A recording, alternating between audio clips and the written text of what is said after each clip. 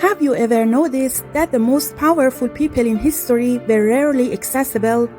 Kings hidden behind palace walls, billionaires who rarely speak, leaders who vanish just when they reach their peak. This isn't about arrogance or mystery, it's a strategy. Being rare, being quiet, and staying a little distant often carries more weight than being constantly available or loud. Every time you make yourself too accessible, you quietly give away a piece of your power. From Machiavelli's old world politics to modern psychology, the same truth echoes. The more you're seen, the less you're felt. Machiavelli once said that a person who is respected is harder to conspire against. But respect doesn't come from being everywhere. It comes from timely absence, from being missed. Even Lao Tzu, the ancient Chinese sage, said, "He who stands back will advance." Sometimes the deepest impact comes not from presence, but from absence. If you're always around, your presence becomes ordinary. But if you appear only in key moments, you become valuable. Real power lies in silence and absence, not in noise and constant presence. In the world of the powerful, influence is felt more than seen. These individuals don't need to show up constantly. Their silence speaks. Their absence creates gravity. It's a paradox. The less you're around, the more people remember you. The less you speak, the more your words carry weight. Stepping back isn't indifference. It's a calculated move. Modern psychology supports this through the scarcity principle by Robert Cialdini. Things that are less available appear more valuable. Humans are naturally drawn to what's hard to reach. What's always there becomes invisible. The one who pulls back occasionally becomes a question mark, and that mystery draws attention. You've felt this too. A friend who's always around, always saying yes, slowly fades into the background. But the one who's sometimes present and sometimes gone, that person leaves the mark. There's a sense of respect, even allure. Power lies in not always being there. Why is it that some people become more impactful the less they appear? Because real power doesn't shout, it often whispers. Those who are always accessible become part of the noise. But those who retreat from time to time, when they return with presence. If you're always available, always replying, people begin to expect, not appreciate. That co-worker who replies instantly loses the value of their time. But the one with boundaries, who sometimes says no, feels like their attention is a choice, not an obligation. And from there respect is born.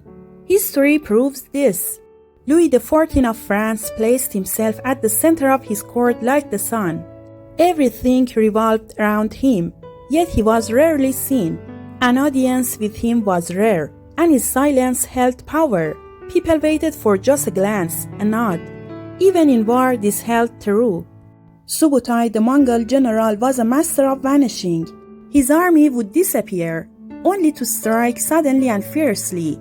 What terrified enemies most wasn't just the attack, it was not knowing when or where it would come. Subutai didn't just fight, he built legend.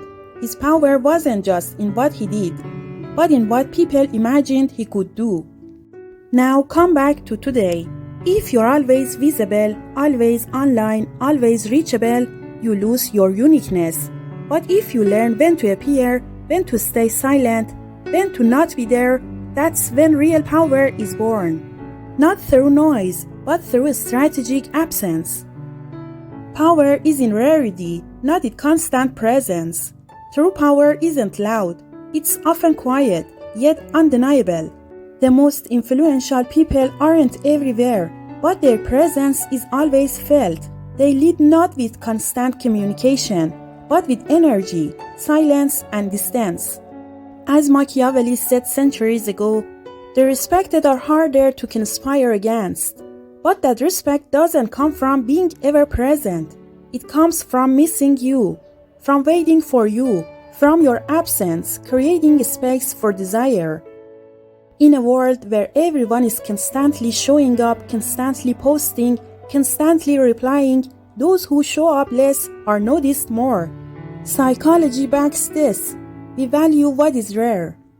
The always there friend becomes invisible, but the one who steps back now and then, their presence becomes heavier, more meaningful.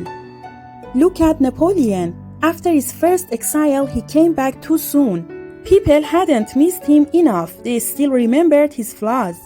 He didn't return as a myth. He returned as a man, and that cost him his crown. It wasn't weakness, it was overexposure. Nietzsche said, "He who fights with monsters must be careful not to become one." But he also warned us, even the greatest things become ordinary when seen too much. Even gods must retreat to stay divine. In every relationship, in every role, distance and absence can be a hidden strategy.